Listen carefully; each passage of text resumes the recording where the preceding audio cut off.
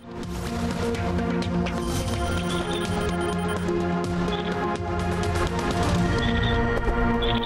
वालेकुम, मैं हूँ अलीना फ़ारूक शेख। इस वक्त बांग्लादेश में हालात इंतहाई ख़राब है और भारत के बारे में जो गम गुस्सा है वो शदीद से शदीद तर होता चला जा रहा है। ऑब्वियसली भारत में इसको लेकर बड़ी तशवीश पाई जाती है, ख़ासकर ईस्टर्न बॉर्डर पर न सिर्फ हालात ख़राब होने बल्कि पाकिस्तान के साथ जो बांग्लादेश की कुर्बतें हालिया दिनों में बढ़ी हैं हसीना वाजिद की हुकूमत जाने के बाद ख़ास तौर पे, उसके ऊपर इंतहाई खलबली है, इंतहाई तशवीश पाई जाती है भारत के अंदर। अब पाकिस्तान के साथ मुख्तलिफ नौइयत के ताल्लुकात को वसअत दी जा रही है, मुख्तलिफ रवाबित बढ़ाए जा रहे हैं बांग्लादेश के साथ, उसमें सिफारती ताल्लुकात भी हैं, उसमें दिफाई माहदे और दिफाई ताल्लुकात भी डिस्कस हो रहे हैं। अब भारत की जो इससे मुतल्लिक तशवीश है और भारत जिस तरह से अपने हमसायों के साथ हॉस्टाइल रहा है, इसके ऊपर पाकिस्तान के पॉइंट ऑफ व्यू से गौर करने की बात यह है, और जो अपने तजियाकारों से आज हम पूछने जा रहे हैं कि क्या पाकिस्तान बांग्लादेश के साथ जो ताल्लुकात हैं इनको भारत मुखालिफ इत्तेहाद की शक्ल दे सकता है या देना चाहिए। ख़ासकर इलेक्शंस के तनाजुर में अभी पूछेंगे। हमें ज्वाइन करें सारी डिस्कशन के लिए मोहम्मद अली साहब, उमर चीमा साहब, एजाज सैयद साहब और शहजाद इकबाल साहब भी हमारे साथ मौजूद हैं। एजाज साहब, आपसे हम शुरू करना चाहते हैं, और बहुत सी खबरें हम देख रहे हैं, गर्दिश कर रही हैं, भारतीय मीडिया में भी बहुत खबरें हैं जो पाकिस्तान और बांग्लादेश के ताल्लुकात से मुतल्लिक और दिफाई माहिदों का, बहुत से मुमकिन दिफाई माहिदों का हवाला दिया जा रहा है। हम चाहते हैं कि आप हमें पाकिस्तान के इससे मुतल्लिक क्या चल रहा है, क्या पर्सपेक्टिव है, क्या खबरें हैं, ये ज़रा आप पहले वाज़े करें।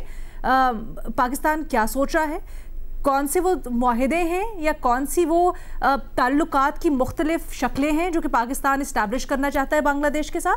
अलीना, बहुत बहुत शुक्रिया। अलीना, सबसे पहली बात तो यह है कि पाकिस्तान और बांग्लादेश के दरमियान जो ताल्लुकात में गर्मजोशी आई है वो शेख हसीना के जाने के बाद से आई है, इसमें तो कोई दूसरी राय नहीं है। लेकिन एट द सेम टाइम अगर आप बात करें पाकिस्तान के डिप्लोमेट्स की, पाकिस्तान के फॉरेन ऑफिस की, उनकी सोच ये है, और मैं समझता हूँ कि ये सोच बिल्कुल दुरुस्त है, कि पाकिस्तान को बड़ा ही मुहतात रवैया अख्तियार करना चाहिए और पाकिस्तान को सिर्फ एक जमात के साथ नहीं जुड़ना चाहिए, बल्कि वहाँ पर बांग्लादेश में बांग्लादेश के अवाम के साथ एक बराह रास्त ताल्लुक पैदा करना चाहिए। और यही वजह है कि पाकिस्तान और बांग्लादेश के दरमियान पहली बार जो एयर सर्विस है, पीपल टू पीपल कॉन्टैक्ट के हवाले से दोनों मुल्कों के दरमियान जो हवाई सर्विस है, बराह रास्त परवाजें वो शुरू हो रही हैं। दिसंबर के आखिरी वीक में होना था, पता नहीं उसमें कुछ डेट्स आगे पीछे हो सकती हैं, शायद जनवरी में चला जाए, लेकिन काफ़ी सारी चीज़ें इस पर तैयार कर ली गई हैं। बांग्लादेश की जो नेशनल एयरलाइन है, उनका जो नेशनल कैरियर है, वो भारत के ऊपर से परवाज करके आएगा। कराची में हफ्ते में बताया जा रहा है कि 3 परवाजें होंगी।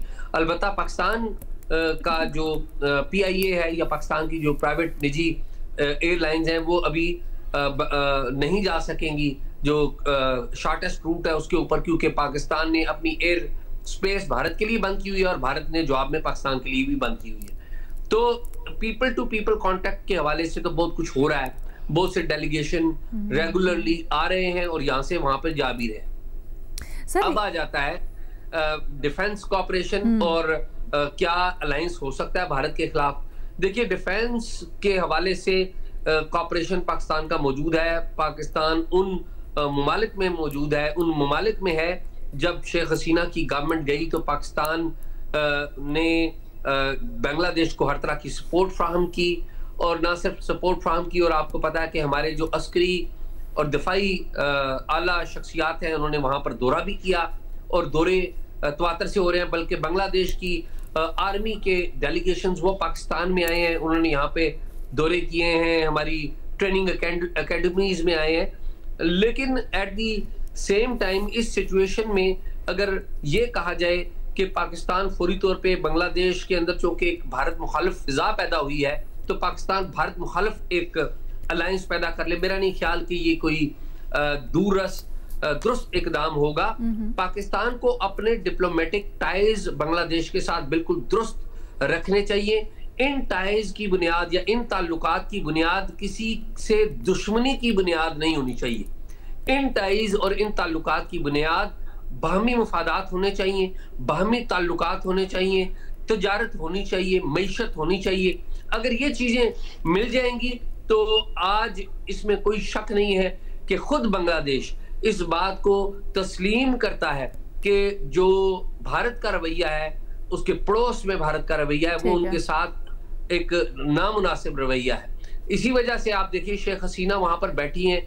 बांग्लादेश के अंदर ये खबरें शाया हो रही हैं कि गुड़गांव के करीब एक मिलिट्री फैसिलिटी है जहां पे शेख हसीना बैठी हैं और वहीं से बैठ के बांग्लादेश के अंदर अनरेस्ट हो रही है। और आपको पता है उस्मान हादी के कत्ल का जो मामला था उसका इल्जाम भी भारत के ऊपर लगा, क्योंकि बताया गया कि जो 2 अफराद उस्मान हादी को कत्ल करने आए थे, नौजवान लीडर को, जो कि वहां पे बांग्लादेश में बड़ा इंपॉर्टेंट फिगर था, वो भारत से आए थे। लेकिन मेरा नहीं ख्याल कि ये सोच अपनानी चाहिए कि किसी की मुखालफत में याद रखें कि बांग्लादेश हो या अफगानिस्तान या दुनिया का कोई भी मुल्क, वहां पर हालात बदलते हुए टाइम नहीं लगता। शेख हसीना से पहले अगर जब बांग्लादेश बना तो आप देखिए कि बांग्लादेश के अवाम शेख मुजीब से इश्क करते थे। फिर हमने देखा वहीं पे शेख मुजीब का 4 साल बाद 3 साल बाद 4 साल बाद जब कत्ल हो गया तो शेख मुजीब और उनकी फैमिली का कोई नाम लेवा नहीं बचा था। तो वहां पर ये तब्दीलियां आती रहती हैं। खालिदा जिया साहिबा जब हुकूमत में थी वहां पर तो इस जमात का अवामी लीग का कोई पूछने वाला नहीं था, और जब अवामी लीग आई तो बिल्कुल ऑल टुगेदर डिफरेंट था। जो बांग्लादेश के लोग हैं ये बड़े सेंसिटिव हैं, ये मूड स्विंग्स मुख्तलिफ लोगों में होते हैं, बांग्लादेश में भी होते हैं। तो मेरा ये ख्याल है ये स्ट्रैटेजी आपके ख्याल में दुरुस्त नहीं होगी। मोहम्मद अली साहब आप अपना तज्जिया शामिल कीजिएगा। आप इत्तेफाक करते हैं एजाज सैयद साहब की अप्रोच से, और थोड़ा सा हमें ये भी बताइएगा कि पाकिस्तान इस वक्त बांग्लादेश से जिस तरह के रवाबित बढ़ाना चाह रहा है, आपके ख्याल में क्या इलेक्शन से पहले मौजू वक्त होगा या फिर इंतज़ार करना चाहिए? बहुत अहम सवाल किया हलीना, शुक्रिया। देखिए, मैं एजाज साहब की बात से अग्री करता हूँ कि हमारे लिए मुस्बत माहौल और साजगार माहौल पैदा हो रहा है। भारत के खिलाफ इस वक्त गम गुस्सा और नफरत जो है वो इस इंतहा पे पहुंच चुकी है बांग्लादेश में। मेरी बहुत उन लोगों से बात हो रही थी जिन्होंने 1971 की जंगें लड़ी हैं और उन्होंने ईस्ट पाकिस्तान को बांग्लादेश बनते देखा है, और वो लोग ये कह रहे हैं कि आज जो मुजाहरे बांग्लादेश में हो रहे हैं उसमें जो गम गुस्सा और जो लेवल ऑफ पार्टिसिपेशन है वो आजादी की तहरीक से भी ज्यादा गम गुस्सा है, उससे भी ज्यादा लोगों की मोबिलाइजेशन और तादाद है। आज इतना ज्यादा हेट्रेड और गम गुस्सा 50 साल में किसी मुल्क के खिलाफ बांग्लादेश में नजर नहीं आया है। अब हम इस पे स्पेसिफिकली बात करेंगे कि हमें इन मौके से जो है कैसे फायदा उठाना चाहिए, लेकिन कुछ चीजें मैं आपके सामने बताना बहुत जरूरी समझता हूं ताकि हम अपनी तवक्कुआत को हकीकत पसंदाना अंदाज में समझें। देखिए, जो इस वक्त मौजूदा आर्मी चीफ हैं बांग्लादेश के, आपको याद होगा कि जिनके मशवरे पे शेख हसीना को एक हेलीकॉप्टर पे सवार करके भारत रवाना किया गया था, वो शेख हसीना के करीबी अजीज हैं और उनको हैंड पिक्ड शेख हसीना ने अपॉइंट किया था। और शेख हसीना इससे पहले एक आर्मी चीफ जो रिटायर हो चुके थे उनको भी रिटायरमेंट से बहाल करके उन्होंने इससे पहले आर्मी चीफ लगाया था। तो मैं तो एक सिविल मिलिट्री की जो नौयत है रिलेशनशिप की, उसको जरा एक्सप्लेन करना बहुत जरूरी समझता हूं। तो वहां की जो फौजी क़यादत है वो अभी तक एंटी हसीना उस तरह नहीं है, वो उनकी अपॉइंटेड भी है। और मैं आपको आज ये बता रहा हूं कि चंद दिन कबल हसीना के भारत फरार होने से कबल जो उनके मौजूदा आर्मी चीफ हैं उनकी अपने फौजी अफसरान से मीटिंग हुई, जिसमें इस पॉलिटिकल क्राइसिस में क्या ये डिस्कस किया गया कि क्या मुजाहिरीन के खिलाफ तशद्दुद को इस्तेमाल करना चाहिए या नहीं। तो जो आला अफसरान और जनरल्स थे उन्होंने सपोर्ट किया कि हमें करना चाहिए, लेकिन जो लो रैंक ऑफिसर्स हैं, मिड कैरियर ऑफिसर्स हैं, मेजर और कर्नल, उन्होंने अपोज किया, क्योंकि वो भी यूथ के सेंटिमेंट से इन्फ्लुएंस भी हैं और किसी हद तक उसको शेयर भी करते हैं। तो उन्होंने कहा हम बिल्कुल भी अपनी आवाम के खिलाफ तशद्दुद में इन्वॉल्व नहीं होंगे। जब मिड कैरियर और लोअर रैंक के ऑफिसर्स ने कंप्लीटली डिक्लाइन किया इस तरह की किसी हुक्म को मानने से, तो मजबूरन उनके मौजूदा आर्मी चीफ ने मशवरा दिया अपनी करीबी अजीज शेख हसीना को कि आपके सियासी मुस्तकबिल के लिए बेहतर ये है कि इस वक्त आप भारत चली जाएं ताकि आप अपनी जान और मुस्तकबिल में सियासी मुस्तकबिल को महफूज करने की ऑप्शन क्रिएट कर सकें। तो मैं और आखिरी बात जो मैं बहुत इंपॉर्टेंट आपको बताना चाहता हूं, इस वक्त हकीकत ये है कि भारत का जो असर रसूख बांग्लादेश की अफवाज के अंदर था, उसका हमारे यहाँ लोगों को इदराक ही नहीं है। कोई बांग्लादेश का अफसर ब्रिगेडियर से ऊपर प्रमोट नहीं हो सकता था अगर उसकी आशीर्वाद और सपोर्ट भारतीय इस्टेब्लिशमेंट की जानिब से ना हो। ये वो हकीकत है जिससे हम पाकिस्तानी लोग जानते नहीं हैं। इतना डीप असर रसूख था बांग्लादेश की अफवाज की आला क़यादत के ऊपर। तो देखें इस वक्त वहां जो पब्लिक सेंटिमेंट है और जो एंटी इंडिया हेट्रेड है, डेफिनेटली उनकी इस्टेब्लिशमेंट और फौजी क़यादत उसको इग्नोर नहीं कर सकती और उनके लोअर रैंक्स में भी उनके ऊपर बहुत दबाव है। लेकिन मैं आपको ये बताना चाहता हूं कि उनकी मौजूदा फौजी क़यादत ने डॉक्टर यूनुस के ऊपर भी भारत के साथ ताल्लुकात को बेहतर बनाने के लिए दबाव डाला है। अच्छा। लेकिन उन्होंने इग्नोर किया है इसको, उन्होंने उस प्रेशर को एब्जॉर्ब किया है। तो बहुत अहम बात आपके सवाल के जवाब में यह है कि आने वाले इलेक्शंस बहुत इंपॉर्टेंट हैं future of Bangladesh and India relations के लिए।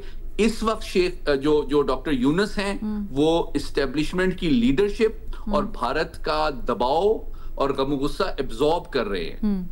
लेकिन चूंकि वो एक इलेक्टेड लीडर तो नहीं है, तो इलेक्शन के बाद लाइकली ये है कि जो अवाम की तवक्कुआत और भारत के खिलाफ जो गम गुस्सा है उसके नतीजे में जो हुकूमत मार्ज़े वजूद में आएगी वो ज्यादा मजबूत, मुस्तहकम और क्लियर पॉलिसीज इंडिया के हवाले से भी ले सकेगी एंड मुमकिन है कि वो फौजी क़यादत में भी तब्दीली करते। अच्छा। और उसके बाद मुमकिन है इसके इम्कानात बढ़ जाएंगे कि दिफाई ताउन की जो मौजूदा सतह है पाकिस्तान और बांग्लादेश की, उसमें इजाफा हो सके। देखें टेक्निकल लेवल पे, ट्रेनिंग के लेवल पे हमारे ताल्लुकात बहुत पुराने हैं। मेरे बहुत सारे बांग्लादेश के ब्रिगेडियर्स हैं, जनरल्स हैं जो मेरे पुराने स्टूडेंट्स हैं। ये रेगुलरली एनडीओ और स्टाफ कॉलेज आते हैं, उनके कर्नल ब्रिगेडियर्स, और वो यहाँ तालीम हासिल करते हैं और उसको वो अप्रिशिएट करते हैं।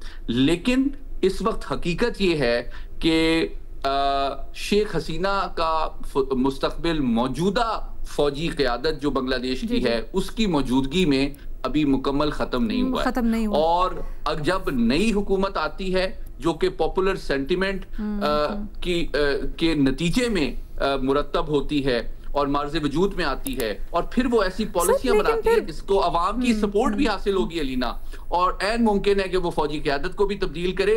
तो उसके लिए न सिर्फ पाकिस्तान के साथ ताउन को स्ट्रेटेजिक लेवल पे कंसीडर करना और भारत से के असर से निकलना और लीडरशिप की सफाई करना भी पॉसिबल होगा। ठीक है। अच्छा, लेकिन यहाँ पर एक सवाल ये भी बनता है ना कि इवन बाद में भी जब इस इलेक्शंस हो जाते हैं तो आप जो कह रहे हैं एक सेगमेंट है जो अभी प्रो हसीना है या वहाँ पर कोई सॉफ्ट कॉर्नर पाया जाता है, क्या वो इलेक्शंस के ऊपर असरअंदाज हो सकता है?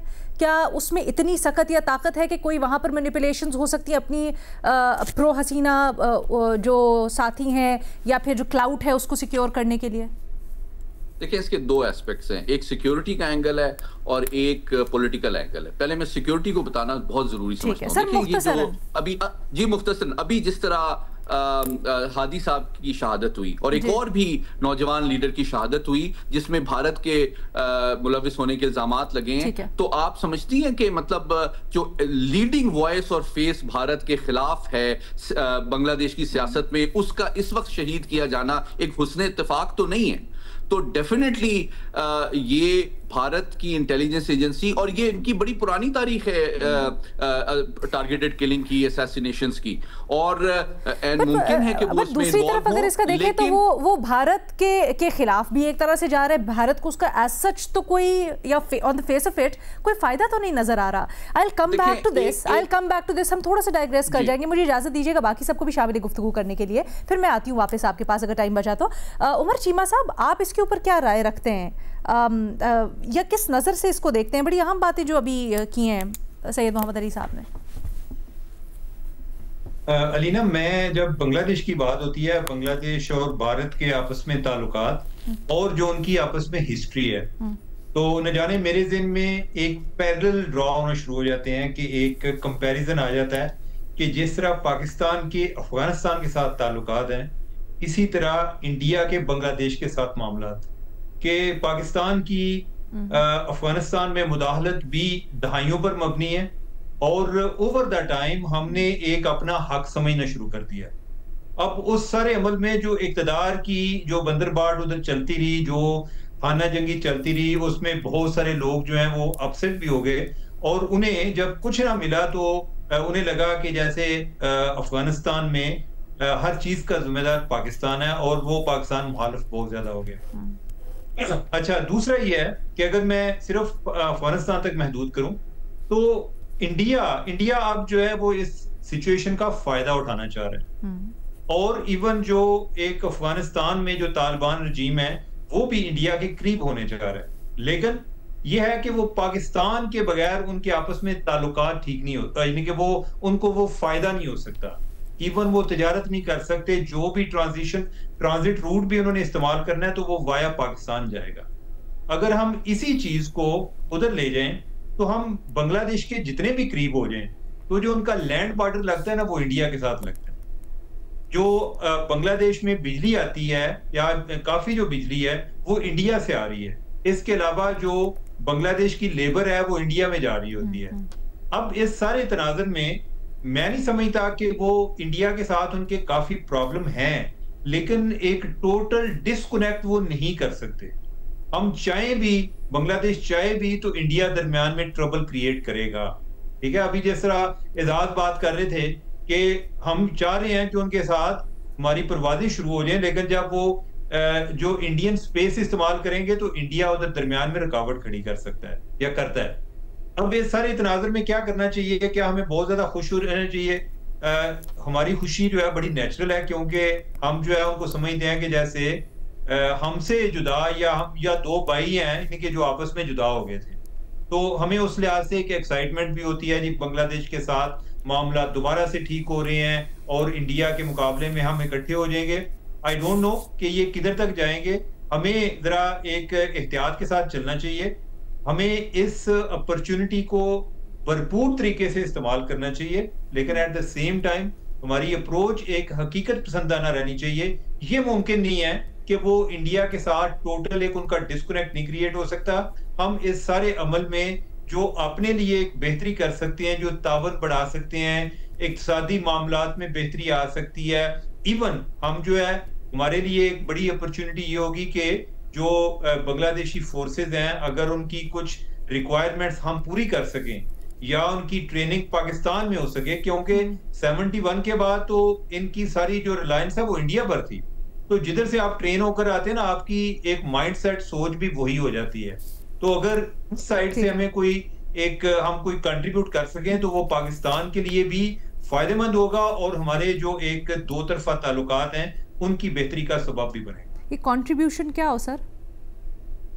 कंट्रीब्यूशन ये है कि जैसे श्रीलंका से कैडेट्स आते हैं इधर, हमारे पीएमए में उनकी ट्रेनिंग होती है, अच्छा, कैपेसिटी बिल्डिंग के कोर्सेज होते हैं। इसके अलावा अगर कोई वेपन्स हैं, यानी कि अगर हम वो कोई उधर एक्सपोर्ट कर सकें, कोई होती है ना कि कोई जरूरियात पूरी कर सकें, जिससे जिस तरह मैंने उनका इंडिया पे रिलायंस की बात की है, तो हम अगर उनका इन्हिसार हम पर बढ़ेगा तो इसमें कोई कबाहत नहीं है, बल्कि बेहतरी होगा, उतने ही मजबूत होते जाएंगे। ठीक है सर। शहजाद इकबाल साहब जी, जो मोहम्मद अली साहब ने पूरा हालात का एक तजिया पेश किया है, तो उससे तो मुझे लगता है कि एजाज साहब की जो बात है उसमें बहुत वजन है कि हमें एक मोहतात तरीके से आगे बढ़ना चाहिए।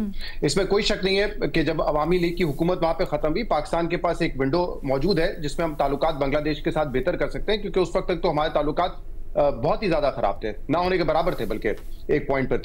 तो इस वक्त अगर मोहम्मद यूनुस साहब वहां पे बतौर केयर टेकर एडमिनिस्ट्रेटर वहां पे बने हुए हैं, तो हमें एक अपॉर्चुनिटी मिली है कि हम अपने ताल्लुकात बेहतर करें। बट अभी इलेक्शन सर पर ही है और इस इलेक्शन में जो है अवामी लीग तो खैर हिस्सा नहीं ले रही, लेकिन क्या बीएनपी जमात आएगी या जमात इस्लामी आएगी, ये तमाम स्पेकुलेशन हो रही हैं। इंडियन मीडिया इसको खास तौर पर इस तरीके से देख रहा है कि पाकिस्तान को बहुत जल्दबाजी है कि जो केयर टेकर सेटअप है उस दौरान ही किसी किस्म का डिफेंस पैक्ट हो जाए, क्योंकि अगर बीएनपी की हुकूमत आ जाती है, यानी कि खालिदा जिया साहब की हुकूमत आ जाती है, तो वो फिर भी कुछ हद तक प्रो इंडिया फ्रेंडली होगी। उस हद तक नहीं होगी जितनी अवामी लीग थी, लेकिन जमात इस्लामी से एटलीस्ट ज्यादा होगी। इसलिए इंडियन मीडिया ये पेश कर रहा है कि पाकिस्तान को जल्दबाजी है कि वो इसी केयर टेकर सेटअप में कोई ना कोई डिफेंस पैक्ट कर ले बांग्लादेश के साथ। तो मेरे ख्याल से वो गलती हमें नहीं करनी चाहिए जो इंडिया ने की है कि वो एक जमात एक फर्द के साथ मुंसलिक हो गए थे। हमें अगर अपने ताल्लुकात को बेहतर करना है वो किसी एक लीडर या एक पार्टी पे नहीं होनी चाहिए, वो स्टेट टू स्टेट होनी चाहिए। और इसीलिए मेरे ख्याल से अगर इलेक्शंस का इंतजार कर लिया जाए क्या नतीजा होगा, तो ये एक बुरी अपॉर्चुनिटी नहीं होगी।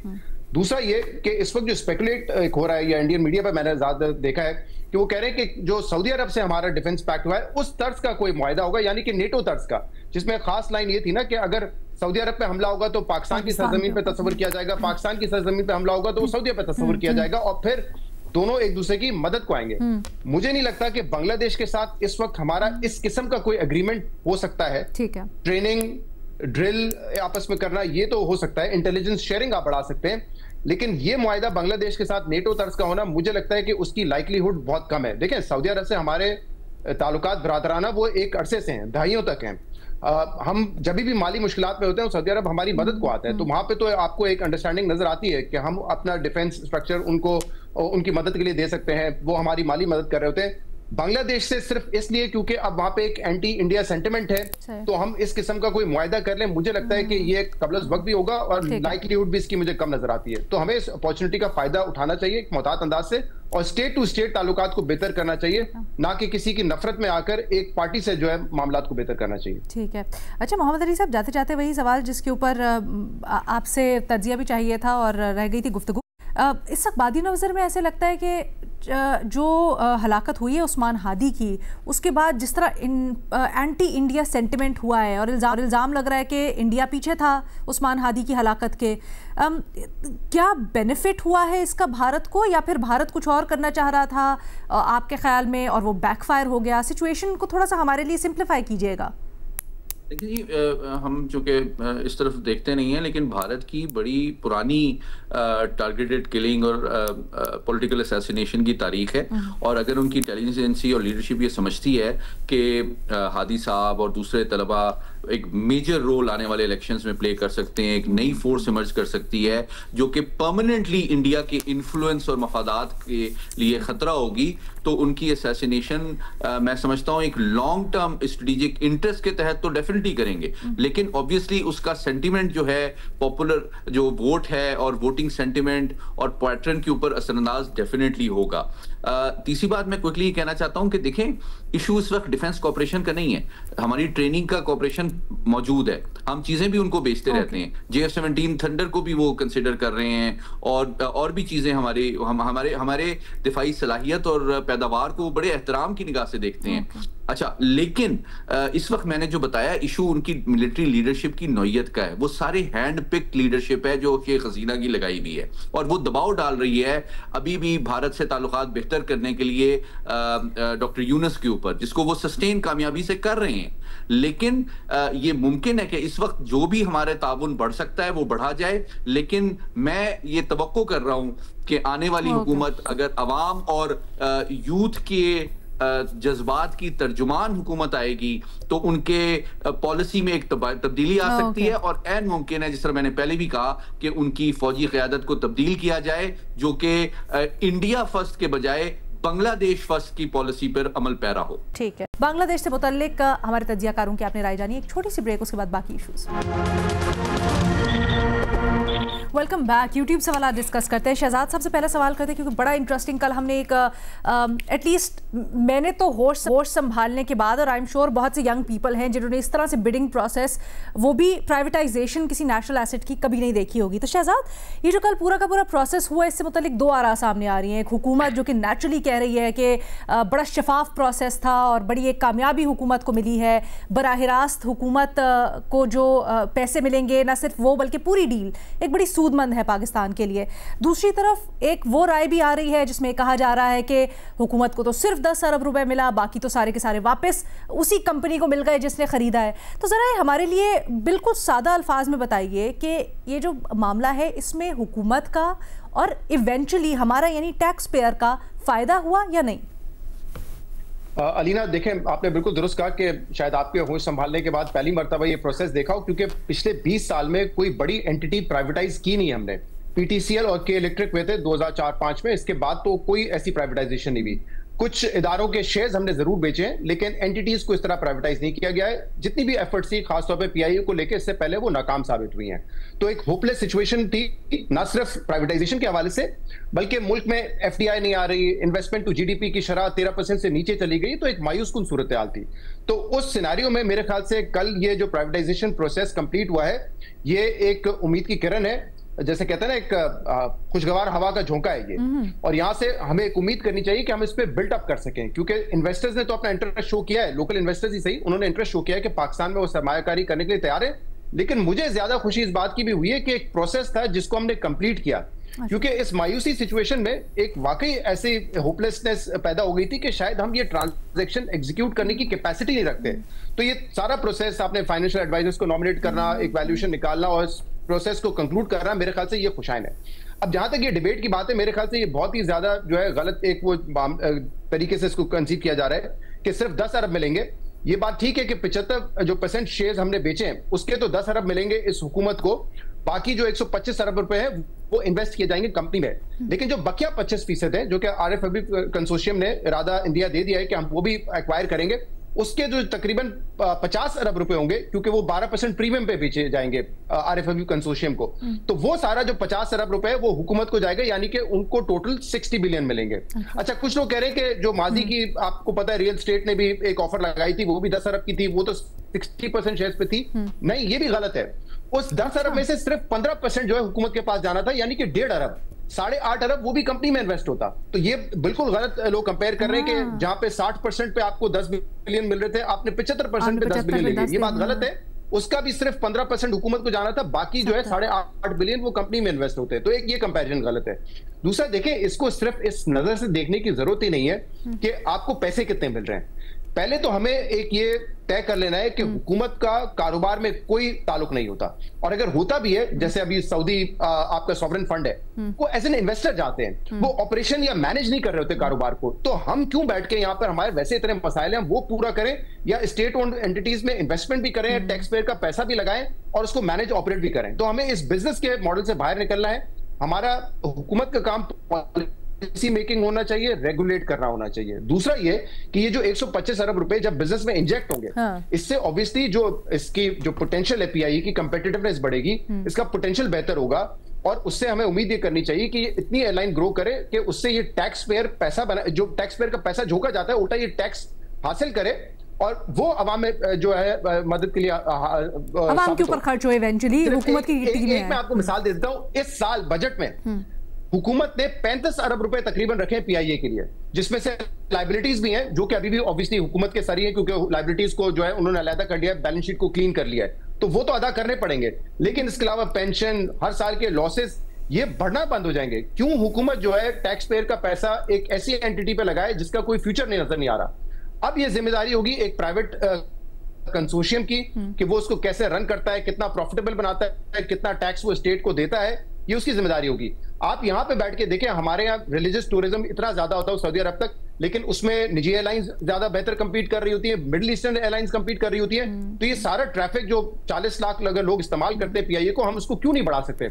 हमारे पास तकरीबन 150 से ज्यादा एयरपोर्ट्स लैंडिंग फैसिलिटीज है, उसको हम क्यों नहीं बेहतर बना सकते? अगर आपने यहाँ यूके जाना होता है, आप मिडिल ईस्ट फ्लाइट लेके जाते हैं, 7 घंटे की फ्लाइट आप 14 घंटे में तय कर रहे होते हैं, क्यों हम इन एयरलाइंस को बेहतर बना के ये सफर 7 घंटे का क्यों नहीं प्रोवाइड कर सकते? इतने सारे ओवरसीज पाकिस्तानी आपको भी मिलते होंगे, वो बर्तानिया में रहते हो, कनाडा में रहते हो, न्यूयॉर्क में रहते हो, वो कहते होंगे कि हमें 24 घंटे की फ्लाइट लेके आना पड़ता है पाकिस्तान। क्यों आप स्ट्रेट फ्लाइट नहीं दे सकते पैसे का ज़िया, कंट्री टू पाकिस्तान? तो मेरे ख्याल से ये एयरलाइन मकसद सिर्फ ये नहीं कि पैसा कितने कमाना है, 2 मकसद है। इस एयरलाइन को बेहतर बनाना है और टैक्स पेयर का पैसा बचाना है। क्यों हर बजट में 30-35 अरब रुपए पीआईए के लिए रखे जाएं? That is the more important question. मतलब ब्रांड वैल्यू भी देखी गई है, उसको किस तरह से आगे लेके चलना है वो भी देखा गया है, और इसमें हुकूमत का या टैक्स पेयर का क्या फायदा होता है वो दोनों की गई है। बहुत शुक्रिया शहजाद इकबाल साहब, बड़े अच्छे तरीके से हमें समझाया। ब्रेक लेते हैं, ब्रेक के बाद वापस आते हैं और फिर बाकी क्वेश्चंस डिस्कस करते हैं। Welcome back. चीमा साहब, आपके लिए आज सवाल है खतरनाक। वजीर इत्तलात अता तारड़ के मुताबिक जदीद दौर में गलत मालूमात का फैलाव एक बड़े सिक्योरिटी खतरे की शक्ल इख्तियार कर चुका है। इस खतरे से कैसे निपटा जा सकता है? अलीना, इसमें एक खुशी वाली बात यह है कि हुकूमत को इस बात का एहसास होने लग पड़ा है कि सोशल मीडिया पर तवज्जो देना कितना जरूरी है। ये इनकी तरजीहात में ये बात नहीं आती थी, अब ये आना शुरू हो गई है, या कम से कम उन्हें इस बात का एहसास हो रहा है।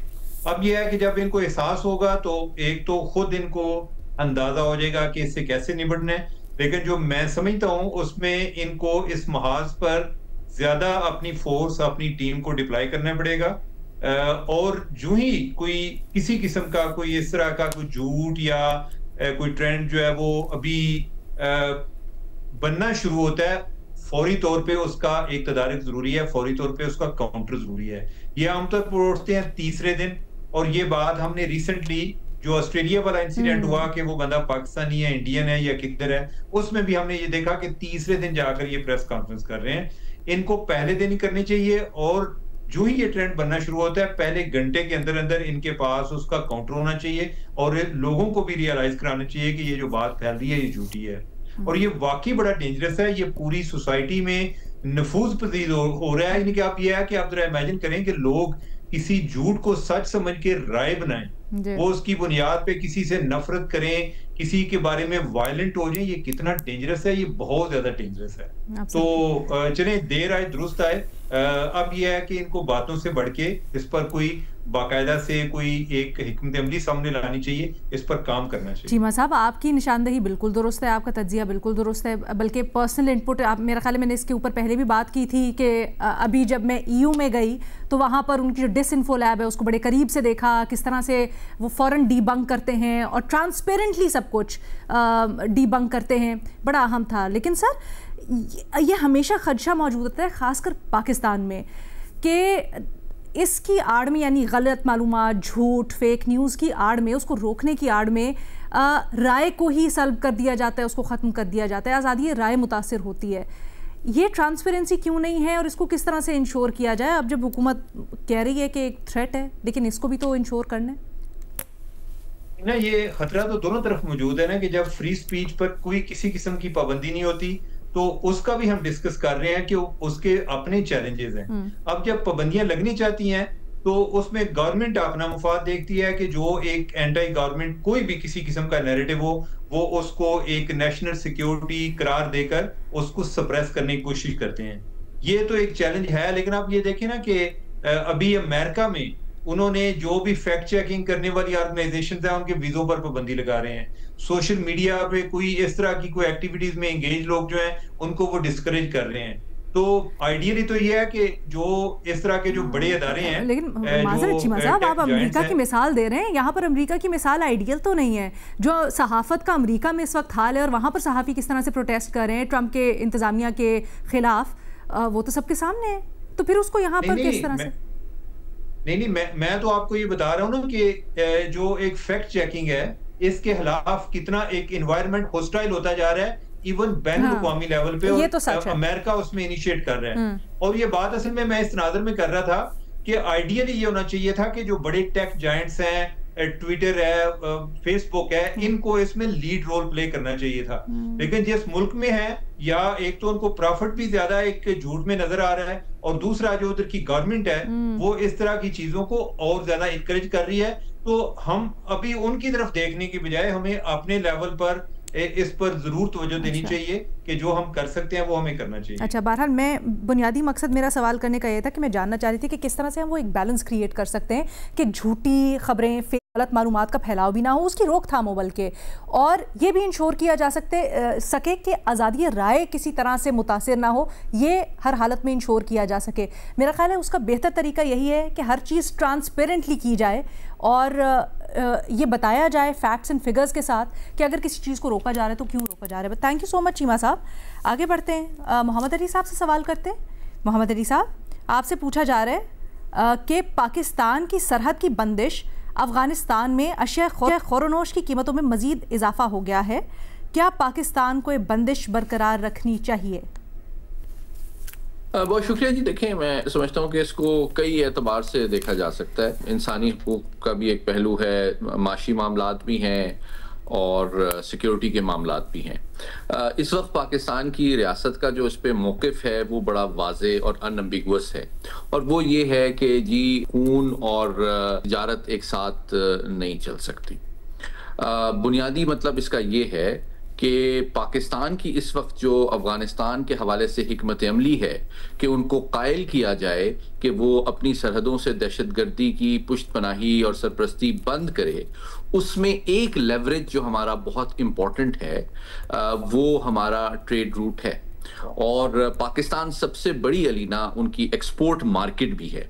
और आप ये भी जानते हैं कि उनकी चूंकि एक पसमानदा मुल्क है, तो ज़्यादातर जो एक्सपोर्ट्स हैं वो सिर्फ एग्रीकल्चरल प्रोडक्ट्स हैं, मतलब फल हैं, ड्राई फ्रूट्स हैं और इस तरह की चीज़ें हैं।